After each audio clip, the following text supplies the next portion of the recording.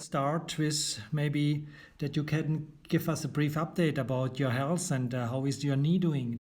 Knee is doing pretty good. I played 5 matches at the Rydercup and it didn't give me any problems, so I'm very happy with that. I have a slight tear in the meniscus that I have to manage, and I'm just doing a lot of rehab and keeping the knee strong and stable, and I hope I don't have to make another procedure because I operated on that knee in December last year. So I hope I can keep it the way it is, and it's just time will tell if something needs to be done. Otherwise, I carry on, and all things good at the moment. Would you have expected to be so successful beginning of the year, especially after your surgery last December? Or was it a surprise? Well, the surgery is always surgery, but it wasn't a big one. But I had to go in and clean up that meniscus a little bit, and always takes a bit of time to come back. But I was pretty quick out of the starting blocks in the early 16 anyway. In Abu Dhabi and Dubai, I played well, and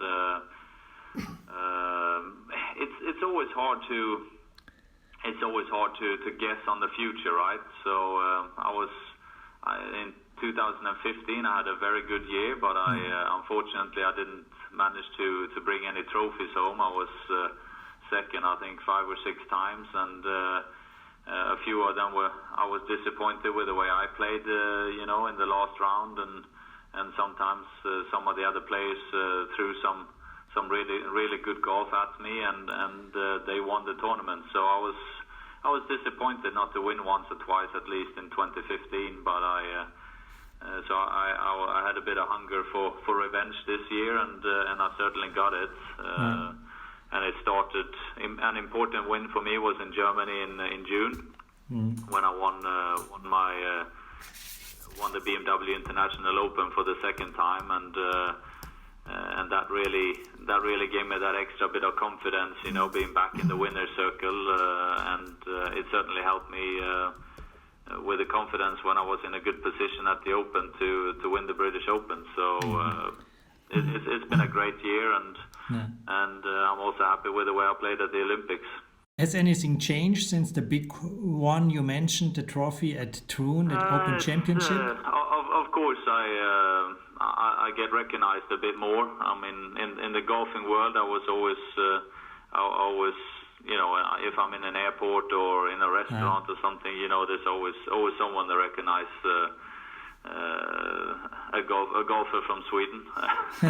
But of course, that got even more after winning the Open. I mean, it's pretty much in my book, is the finest tournament, the oldest tournament that we have in our game, and it was a great thing for me. It was a dream since I was a junior to win the British Open, and here we are with the trophy. I got it.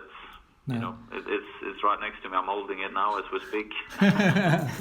Okay. So it's been a great year, and it really. I've had a very successful career over a long period of time, and winning a major championship was the last bit that was kind of missing. So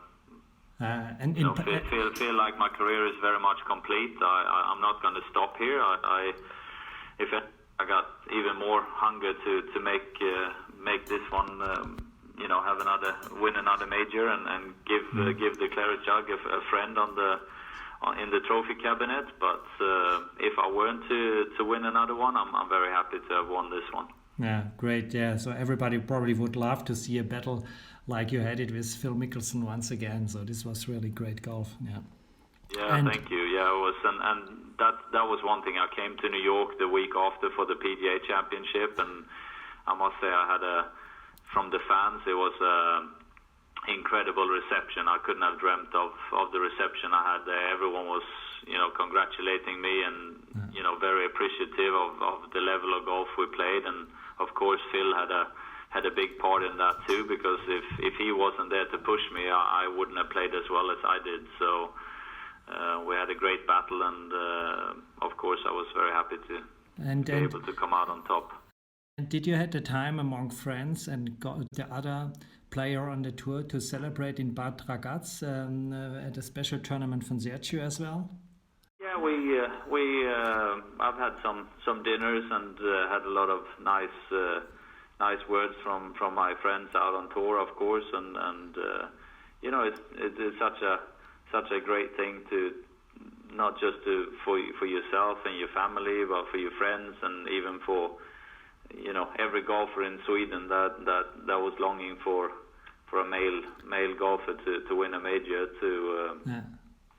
You know, I could really feel how many people that were happy for me and happy to see you know, Sweden get a major championship among the men. So, and where does your silver Olympic medal hang now? Yeah, that one lays in the office here next to. I got the claret jug and the FedEx Cup, and the silver medal is right next to it on the shelf. Okay. It's got its own little stand. You know, the thing that everyone would get at the prize giving in Rio. Yeah. The little green thing. So you actually put it's a stand for the medal. You put the medal in it. Very cool. Rydercup. So you played. Obviously, everybody could see it very well. So it's all the matches. And what was the most surprising fact for you in this year Rydercup? I don't know if it was that many surprises, really. We knew it was going to be tough to win away. You know, you play on away grounds. It's always harder than to play in Europe. And we had a pretty young team, and the Americans had a very strong team. And I don't know if it was that many surprises. I knew we had to play very well if we were going to win. That was my feeling, and it wasn't like it was going to be impossible to win, but we had to play really well if we wanted to keep the cup. And the American team just played a bit better than we did, and that's why they won it. So I don't think there were many surprises in that sense. No. Yeah, maybe except that the 16 Jordan Spieth was shoeless and congratulated you to the match. Yeah, maybe that was one thing I didn't expect to shake hands with Jordan with no shoes on. Yeah, that was funny on TV. Good one. Yeah, there you go. So if you would have to send your best golfriend to a wonderful golf journey, where would you send him?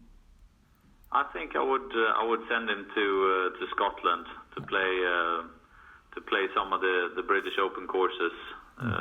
Play St Andrews and Troon and Turnberry and Carnoustie, and you know, play some of the courses where we played the Open Championship at. That would be a nice golf vacation to go. Mm-hmm. Asking for your personal dream flight, who would be the 3 names you would like to have playing with you? I managed to play with some of my childhood heroes that were Faldo and Ballesteros.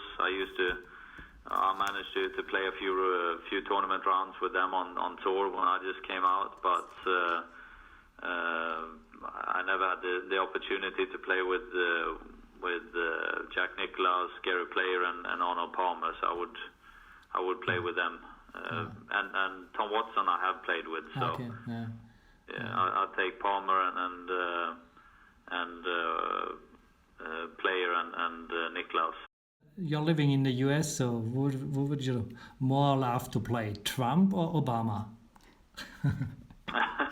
Well, I'd play any one of them two for money. They don't seem to be that good at playing golf, so I wouldn't mind playing them for money, either one. Okay, all right.